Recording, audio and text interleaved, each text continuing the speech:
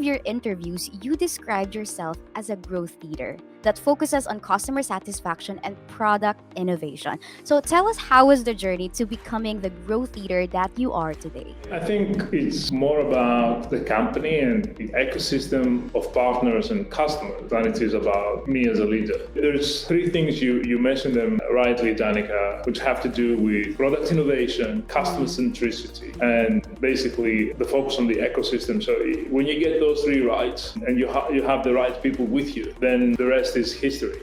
Now that we're expecting the post-pandemic to come sooner than later, how do you think innovation in customer experience management will evolve? How you take your customer database, how you take the knowledge you've collected over the years, the trends you have out there in the market, and the digital experience you want to offer to whether it's a smartphone or a smartwatch, an internet browser, how you want that to be personalized, to be optimized, to be simple so that people can be attracted to a digital media, have a personalized experience, and then quickly purchase goods or services and go back to their normal lives. And for us, this has been the real focus when we decided to really transform our product roadmap and move to a composable strategy in a modern cloud architecture. We try to think like a digital consumer and like a customer at the same time. You know, Steve, hearing you discuss those things really speaks a lot about your top priority, which of course is your customers. You know, serving them best in a perspective of a digital customer, as you mentioned earlier, which I think is so great and also shows a lot about you as a growth leader. And with this, I'm positive that our listeners would love to know, what is the most significant learning you've had throughout your career journey, and how has this helped you thrive in the industry? Customer centricity. Whether we're talking about growth, customer satisfaction, product innovation, growing the partner ecosystem, hiring the right people, it all goes back to what type of customer service you want to offer and how do you want your customers to remember you.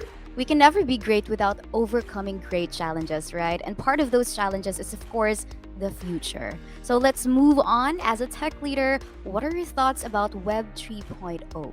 Decentralizing the internet infrastructure, whether you talk about Web 3.0 or the metaverse, for us, it's something that's very, very close to our future plans. Our customers are considering content and customer data, and that comes in different formats and different sources. So our solutions are ready, technologically speaking, for Web 3.0 or metaverse. If you think about it, it's all about democratizing customer data on one hand, and at the same time, accelerating the metamorphosis of content and how you go into augmented realities, how you have more uses of artificial intelligence, and so on and so forth. We're all about content, we're all about experience, and in many ways, we're platform agnostic, whether it's two-dimensional, three-dimensional, with proprietary data or democratized data. Our customers can enjoy all of these platforms and be future ready. We understand that in your first keynote as the head of Sitecore Business,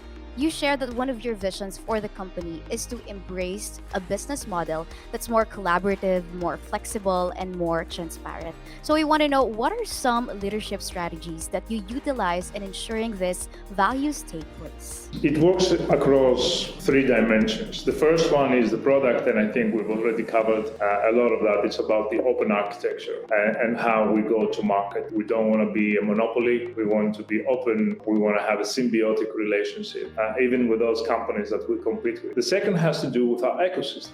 We told our partners that we will not be competing with them and we won't be performing professional services ourselves. The third and most important thing for us is people and how we transform the people relationship. We're also inquisitive to know, Steve, Sitecore has previously made a number of acquisitions, namely Bucksever, 451, Moosend, and Reflection. What is your growth ambition for integrating their capabilities into your present tech?